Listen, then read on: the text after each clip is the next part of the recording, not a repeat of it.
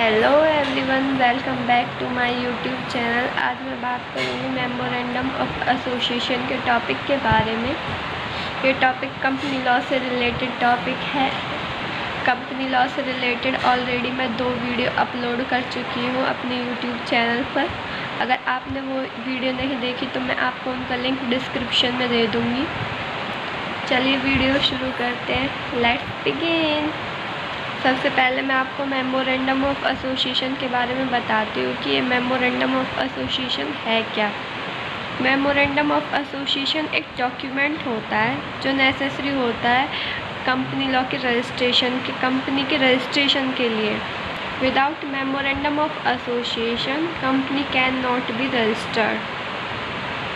Memorandum of Association is the one of most important document which is required for the registration of a company. No company can be registered without the Memorandum of Association. I hope आपको Memorandum of Association समझ आया होगा। Memorandum of association compulsory है company की registration के लिए। Without memorandum of association company can not be registered. The memorandum of association is to contain the following clauses. First is the name clause, second the registered office clause, third है the objective clause, fourth the liability clause, fifth the capital clause.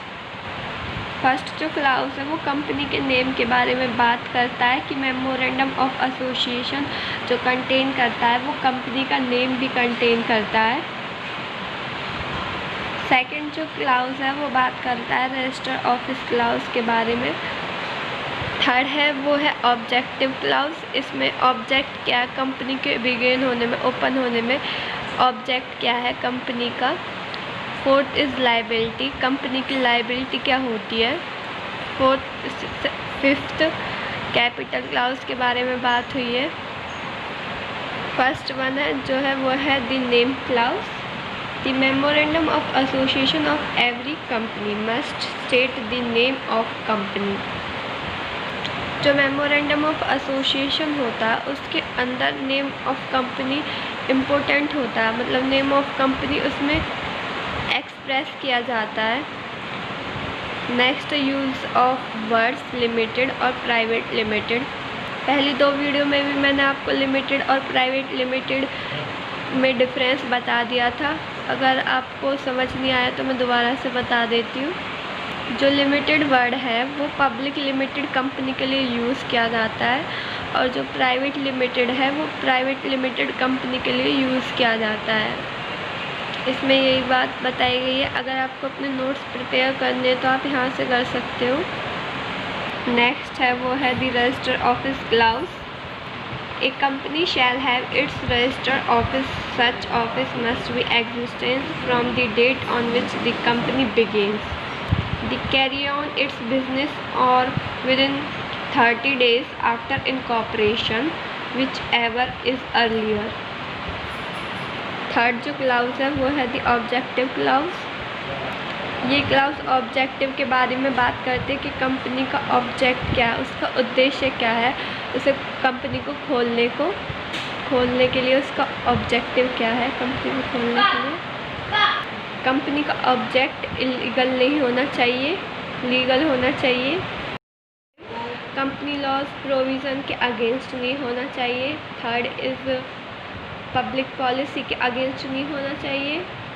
और fourth है इसका कि जो उसका objective है stated होना चाहिए, क्लियरली डिफाइन होना चाहिए। द ऑब्जेक्टिव ऑफ, मैं दोबारा से आपको बताती हूँ, the objective of company must not illegal. आप इसे अपनी नोटबुक में भी राइट डाउन कर सकते हो। The objective of company must not illegal.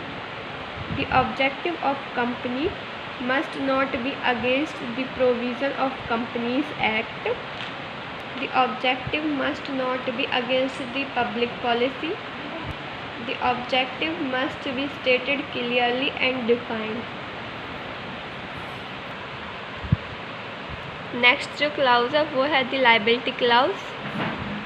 This clause of Memorandum of Association has to state the nature of liability that the member incur in case of public limited by share. The member are liable only amount unpaid. Public limited के अंदर उनकी liability होगी वो amount पे करने की होगी unpaid amount की on the share. In the case of company limited by guarantee, the members are liable the amount undertaken to be contributed by them to asset of company in the event of binding up. Liability clause में unlimited liability और limited liability की बात हुई है. Limited liability वो liability होती है जिसमें हमें अपने पर्सनल असेट नहीं सेल करने होते. लिमिटेड लाइबिलिटी क्लाउज में लिमिटेड और अनलिमिटेड लाइबिलिटी की बात हुई है कि लिमिटेड लाइबिलिटी क्या है और अनलिमिटेड लाइबिलिटी क्या है. पहली दो वीडियो में भी मैं इनमें डिफरेंस आपको बता चुकी हूँ. अगर आपने वो वीडियो नहीं देखी है तो मैं आपको लिंक डिस्क्रिप्शन में प्रोवाइड कर दूँगी. लास्ट वन है वो है द कैपिटल क्लाउज. इसमें बात हुई है जो मेमोरेंडम ऑफ एसोसिएशन है shall state the amount of share capital with which the company is to be registered and division of capital into share of fixed amount. I hope आपको मेरी video अच्छी लगी होगी. अगर आपको मेरी वीडियो अच्छी लगी है तो चैनल को सब्सक्राइब, बेल आइकन को प्रेस और मेरी वीडियो को शेयर ज़रूर कर दें. Thank you.